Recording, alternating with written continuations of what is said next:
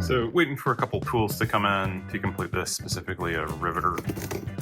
So the riveter I have is not good enough for size rivets that are included, but the J-braces have arrived. So I figured I'd go through this, unbox it with you, so you can see everything that's included. In the packaging are your two braces, hardware as well as instructions. So each side has a bar with nuts already built into it. Comes with the extra very large rivets. They recommend a power rivet tool. I'm going to use a hand rivet tool because it's what I can afford. I bought one on Amazon for $18. Hopefully it'll work.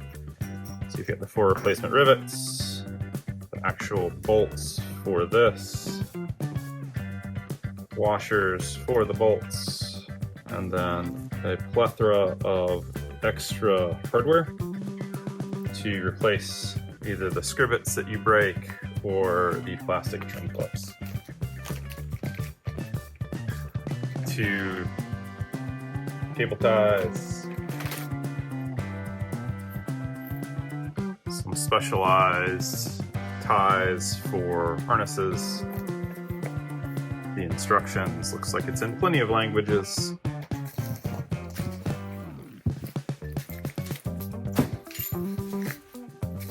Then the actual brackets themselves, plenty beefy.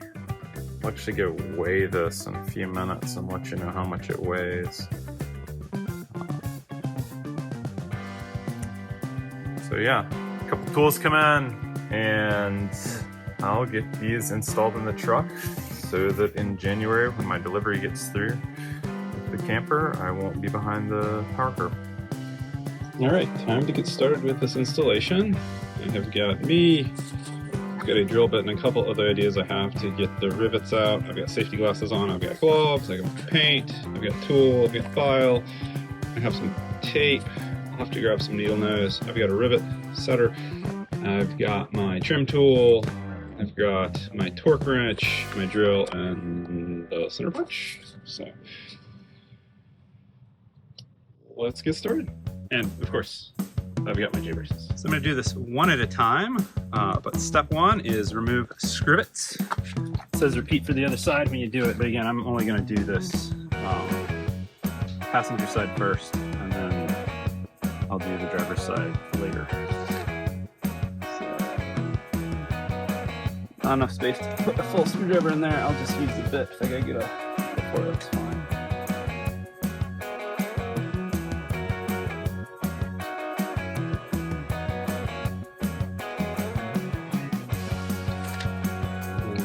Also a bolt on the underside holding this in place that I need to get out.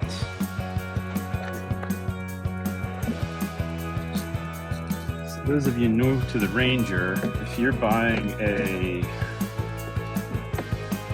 25 or have one of these trucks that was produced after like September 12th, you don't need to worry about this. Taking care of it at the plant.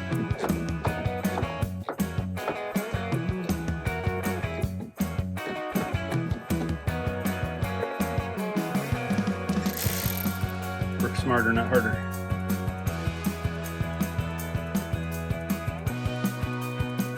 Now our next challenge is going to be those 2 rivets right there. I've heard this is challenging for people. They're very hard steel or something to get out. So I'm gonna try, first off, the step bit for that to work.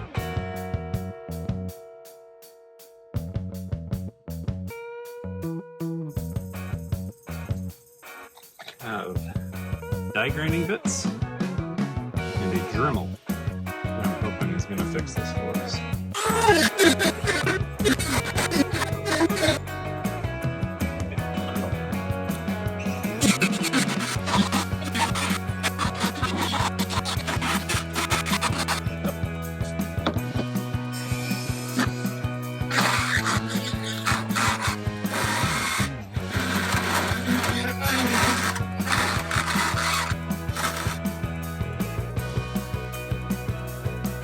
switched from ball end to a little cone to try to get in there better.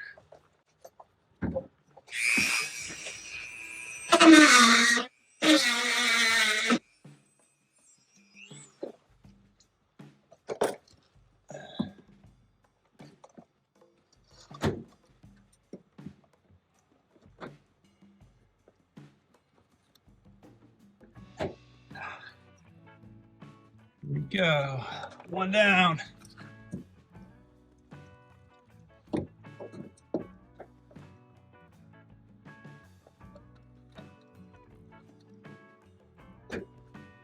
Two down.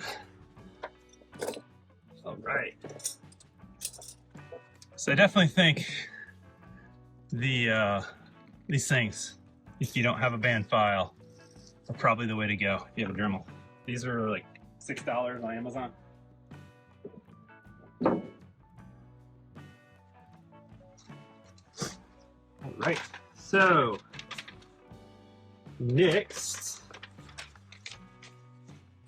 remove 8 Screwups from the wheel arch. So the ones across the top and the one in the back.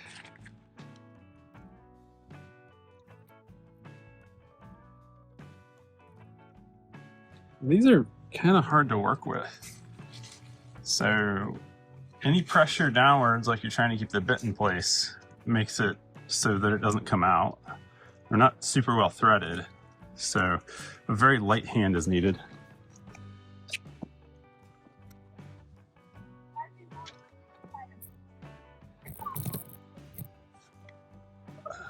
So now they want us to take this liner, slide it out from this wheel lip molding.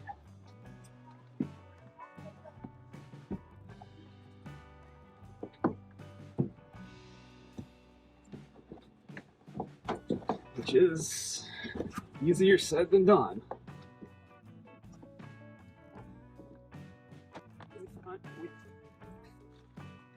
You can see now where we're going to be working. That's the brace we're going to be fixing. Next, it wants me to remove this molding. And they say using an 8mm socket, you can reach behind and there's these clips from the side that you can pop out. There's one here about every couple inches. They provide replacements of those should you damage them. Surprised they don't want me to remove that. What is that?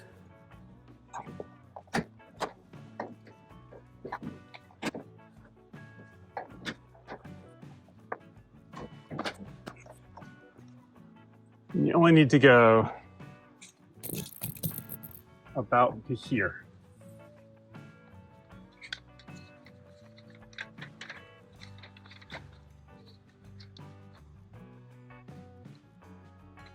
Carefully pull this back to access these mounting bolts.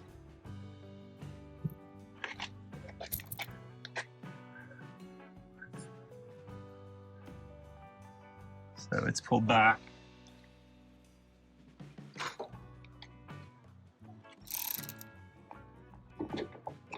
That's a 8, I believe. Yep. 8.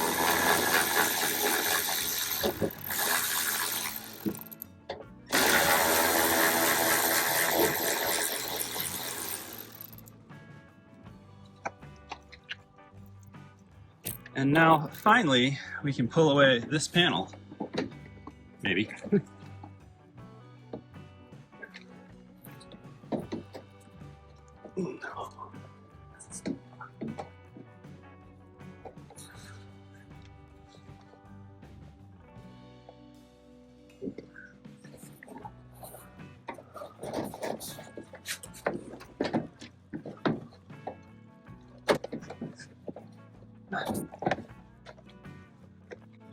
Now, some vehicles have wiring harness, non-US spec. Some of them have some sort of fuel systems or something like that. So you gotta remove those There's a whole big difference between this side and that side. I'll show you when I get to the left-hand side.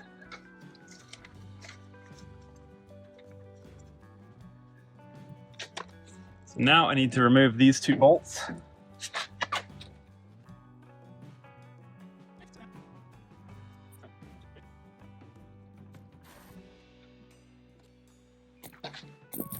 Back to working smarter, not harder. We're gonna get some length on it.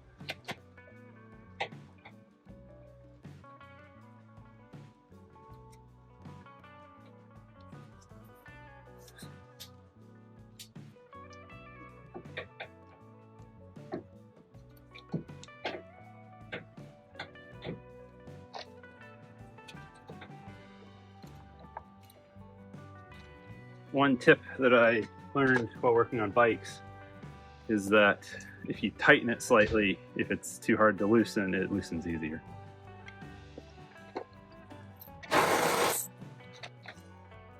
Our next task is to cut this here and here. They recommend something that is non-sparking, so I'm gonna get a Sawzall.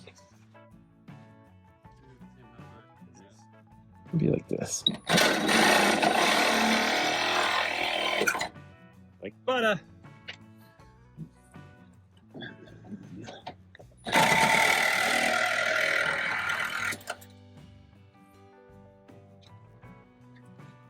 Let's file that down, clean it up.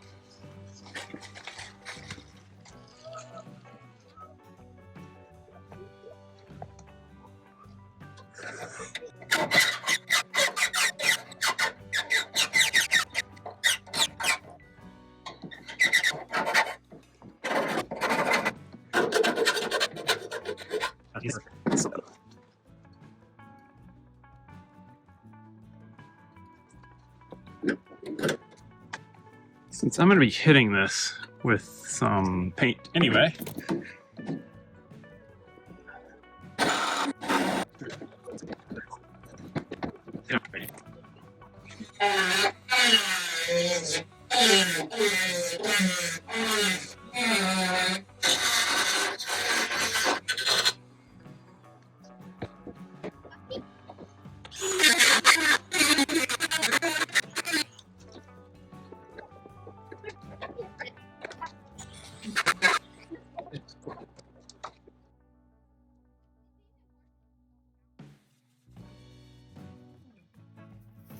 alright, automotive primer. Try to kind of minimize my overspray.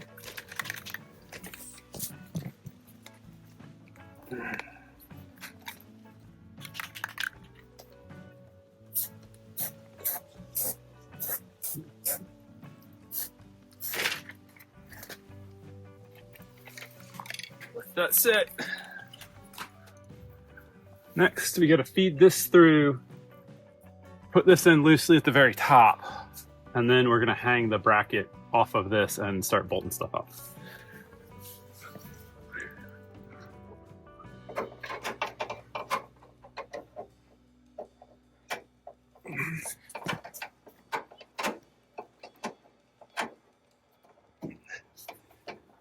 And what I'm doing is I'm installing that bolt at the bottom first. I'm going to take it off, but it's giving me something to grab hold so I can tilt the whole thing this way.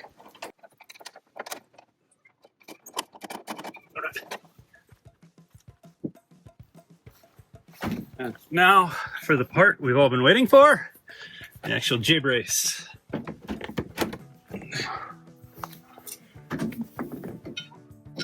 right, let's try that again.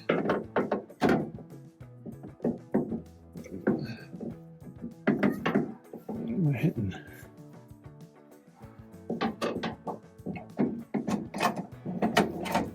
Here we go.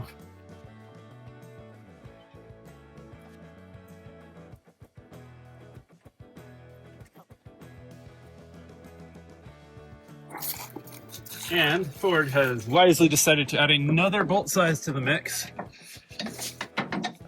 The bolts for the actual J-brace are 16 millimeter.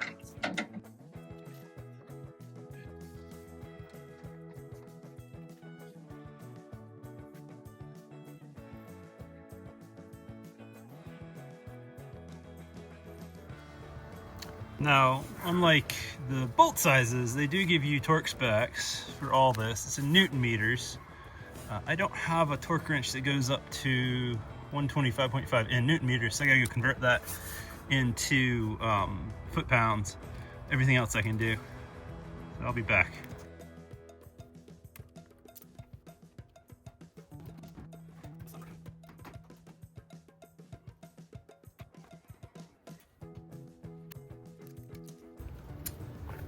Next is the 10 millimeter at the front to 25 Newton meters, which I can do.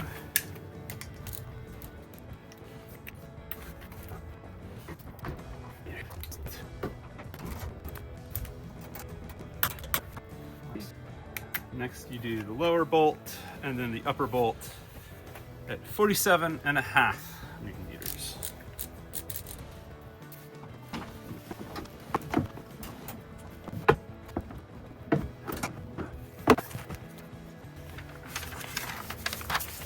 No wiring harness to refit. We don't have a diesel variant. There's no fuel vent hose on this side. I think it's on the other side. So we're going to reinstall everything. Actually, I'll get my other torque wrench because I need 9 Newton meters here. And we'll pop everything back in. There's no great way to film this for what it's worth.